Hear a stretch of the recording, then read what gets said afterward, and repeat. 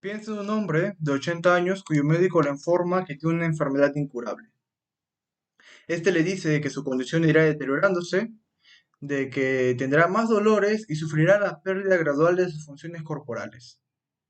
En un principio, quizás las drogas podrían amortiguar el dolor, pero conforme avance la enfermedad, en las etapas finales de esta, sufrirá gran dolor hasta la muerte. E incluso en las etapas finales de la enfermedad, la muerte todavía puede demorar bastantes meses en llegar. Ante esta información, el paciente se siente impulsado a redactar un documento en el cual pide formalmente que cuando el dolor se haga insuperable, su médico le administre una inyección que acelere la muerte. Doctora, me presento, soy el alumno Zair Arteaga y junto con mis compañeros hemos elegido el tema de la eutanasia en situaciones de ética, que en resumen sería la práctica de poner fin a la vida de una persona de manera intencional y de forma directa para así aliviar el sufrimiento. Esto generalmente debido a una enfermedad terminal o un dolor crónico insuperable. Pero antes de entrar a fondo en el tema y conocer algunos casos, veremos los tipos de eutanasia, que se dividen en activa y pasiva. La activa consiste en realizar acciones directas para así causar la muerte del paciente, como llegan a ser administrar una dosis letal de un medicamento. Y la pasiva implica retirar o suspender tratamientos que prolonguen la vida del paciente, así permitiendo que la enfermedad siga su curso natural. Tanto la eutanasia activa como la pasiva pueden ser voluntaria e involuntaria. La voluntaria se realiza con el consentimiento del paciente y la involuntaria es sin su consentimiento, ya que éste no puede darlo, como llegan a ser los casos en los que está en estado de coma. Toda su información sacada del artículo científico Eutanasia y Derechos Fundamentales, recensión del libro de Fernando Rey Martínez. Ahora vemos aspectos legales. La legalidad de la eutanasia varía ampliamente en diferentes países y jurisdicciones. Por ejemplo, en un artículo de la semana habla acerca de los países del mundo en los cuales es legal la eutanasia, como llegan a ser Países Bajos, Bélgica, Luxemburgo y Colombia, donde se ha legalizado tanto la eutanasia como el suicidio asistido. Y en un artículo de plano informativo vemos los países en los cuales es legal solo el suicidio asistido, como Suiza, Alemania y en algunos estados de Estados Unidos, donde es legal que un médico proporcione los medios para que una persona se quite la vida sin que éste actúe de forma directa en ella. Ahora vemos aspectos legales, aspectos éticos y morales.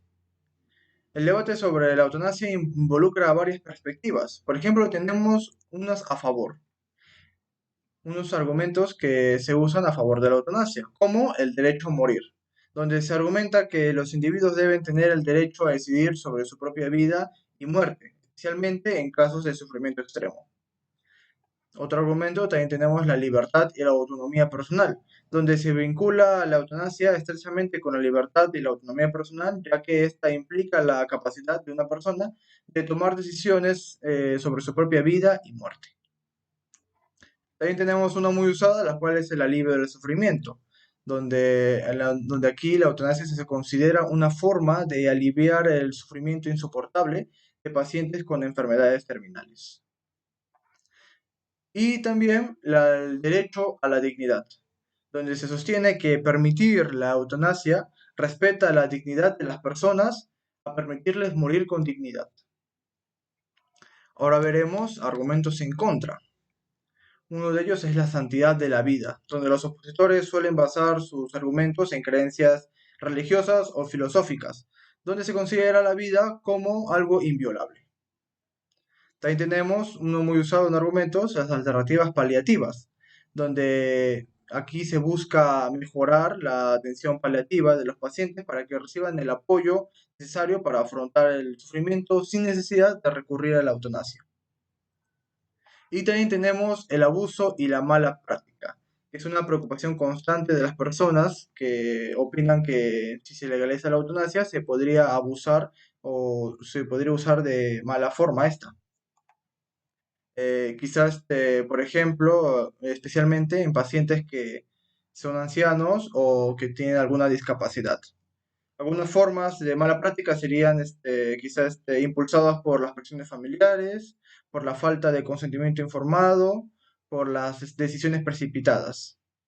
como vemos en un artículo de El País, donde hay preocupación por el aumento de eutanasia por este trastorno psíquico, desata un debate en Países Bajos.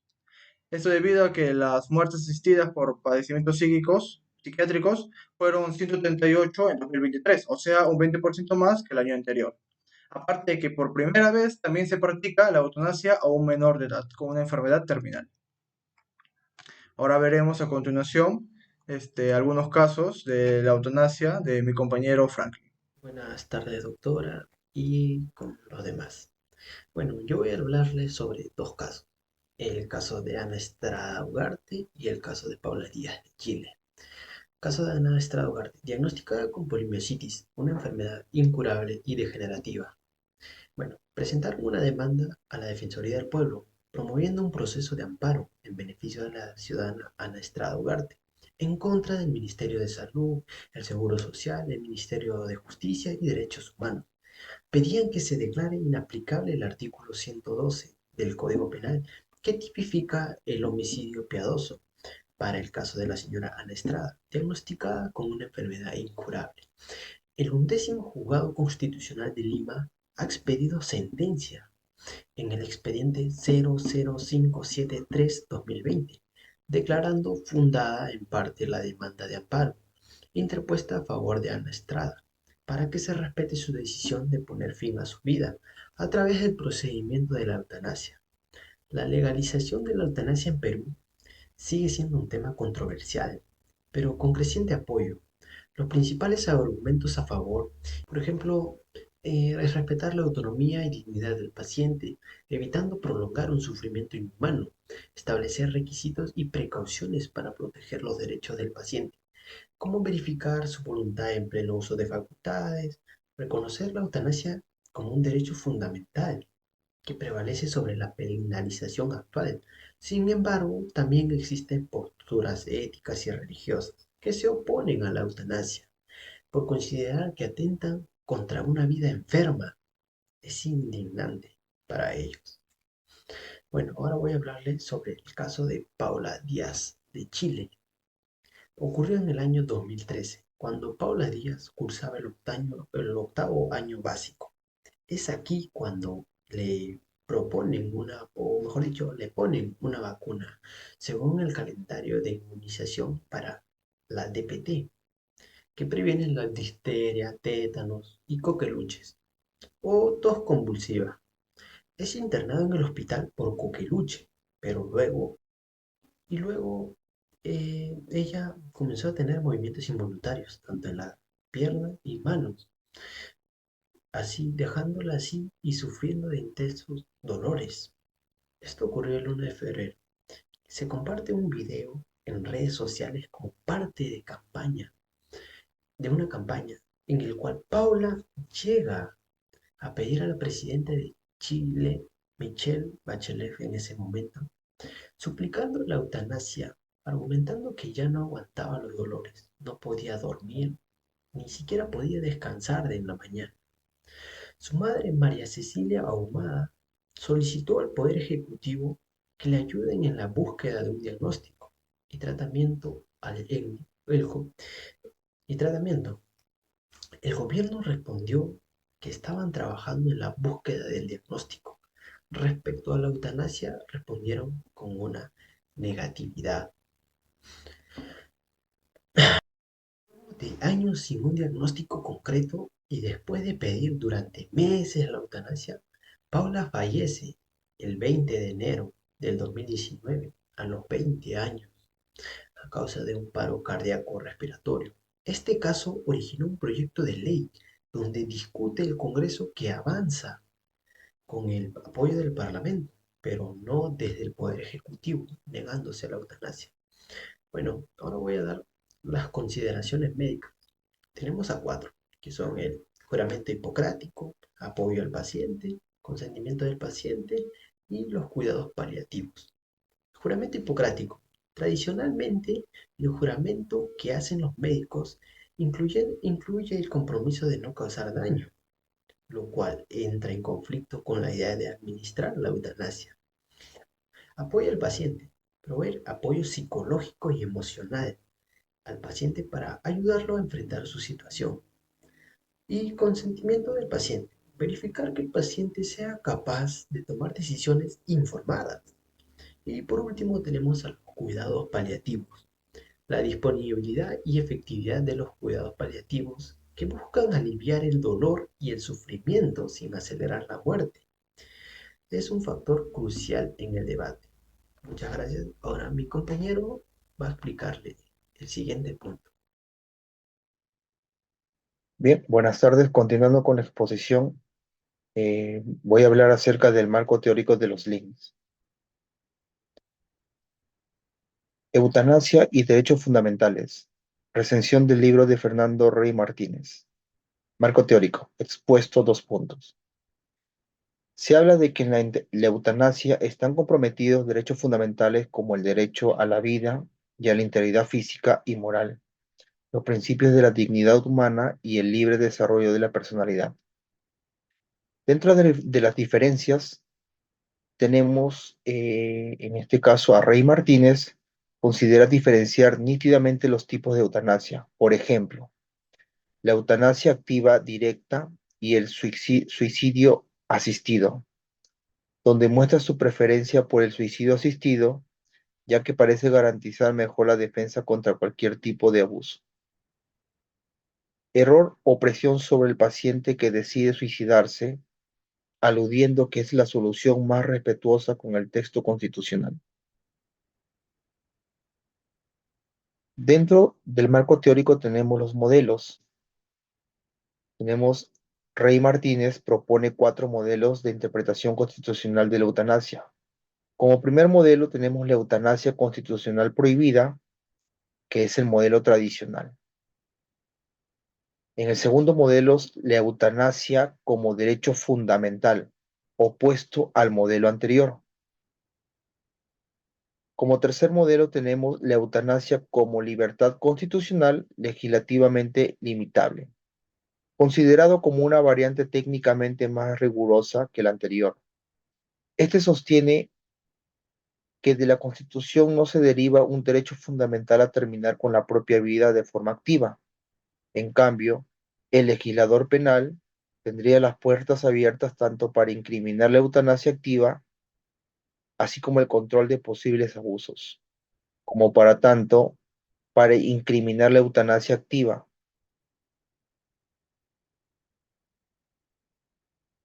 Cuarto modelo tenemos la eutanasia como excepción legítima, bajo ciertas condiciones, de la protección estatal a la vida. Es un modelo que se presenta como más restrictivo que el anterior. Parte de que no hay un derecho fundamental a disponer de la propia vida. El suicidio no es una libertad constitucionalmente amparada y que menos aún puede considerarse la eutanasia activa directa como un derecho a la libertad constitucional amparada. Pero este es muy importante ya que el legislador penal en anterior de otros bienes, incluso del rango constitucional, como el derecho frente al dolor dentro de la integridad personal, también podría despenalizarla bajo ciertas condiciones. Dentro del marco teórico tenemos lo que es la relación y el debate. La relación, en este caso, se argumenta que la dignidad humana no solo se relaciona con el derecho a la vida, sino también con el derecho a la muerte digna. Esto implica que, en ciertas circunstancias, las personas deberían tener la libertad de decidir cuándo y cómo quieren morir, especialmente en situaciones de sufrimiento extremo o enfermedades terminales. El debate. Se menciona que la despenalización de la eutanasia podría permitir que pacientes que cumplan con ciertos requisitos puedan optar por otra opción, lo que refleja un enfoque más humano hacia el sufrimiento y la calidad de vida. Sin embargo, también se reconoce que este tema es polémico y genera múltiples argumentaciones en el ámbito jurídico, lo que indica que el debate está lejos de resolverse. Siguiendo con el tema expuesto sobre sobre el cuestionario del uso de la eutanasia, hemos sacado 4 puntos más importantes del cuestionario, como sería sobre el país, la religión, la familia y sobre uno mismo. Bueno, en el país sería la eutanasia debería ser legal en el Perú. Bueno, nuestros encuestados pusieron 67.7 que debería ser legal en el Perú y el 25.8 no están de acuerdo. El 6.5 no sabrían decir. ¿Están de acuerdo o desacuerdo? Bueno, sobre la religión es si la religión impacta en las decisiones de la eutanasia. Nuestros encuestados respondieron con el 64.5 y el 19.4 no están de acuerdo y el 16%, 16.1 no, ni en acuerdo ni en desacuerdo. Bueno, sobre la familia tenemos el cuestionario. Si una persona cercana a usted pasa por una enfermedad terminal, ¿le daría el consentimiento para que se aplique la eutanasia? Bueno, nuestros encuestados contestaron con el 45.2 que estarían de acuerdo, el 25.8 no estarían de acuerdo y el 29% no sabrían decir. Bueno, siguiendo, también es necesario pensar que no es necesario usar tratamientos que solo alarguen su sufrimiento. Si uno cree que ya no puede más, podría solicitar que remueven estos tratamientos. Si bien podría parecer que este tipo de pensamiento no se preocupa por usted, es todo lo contrario. Se quiere dar a todos el mejor tratamiento médico posible dentro del marco legal y moral. Bueno, mayormente en contra, no hemos tenido un precedente hasta Diana Estrada.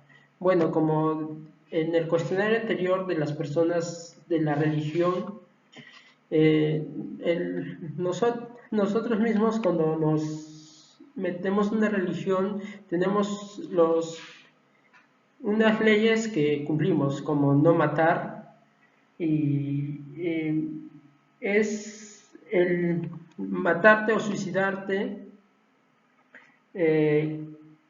Algunas religiones dicen que conlleva a que no entres al reino de los cielos.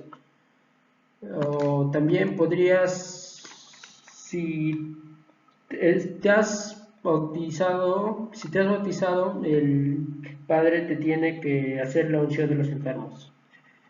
Bueno, la legislación también sobre los casos de menores de edad dan una pena privativa no mayor de 3 años por poner fin a, sobre todo, tener piedad a los menores de edad.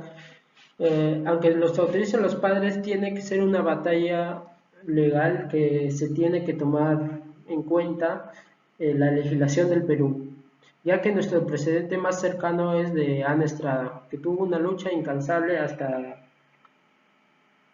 acceder a la eutanasia. Bueno, doctora, eso sería todo y muchas gracias.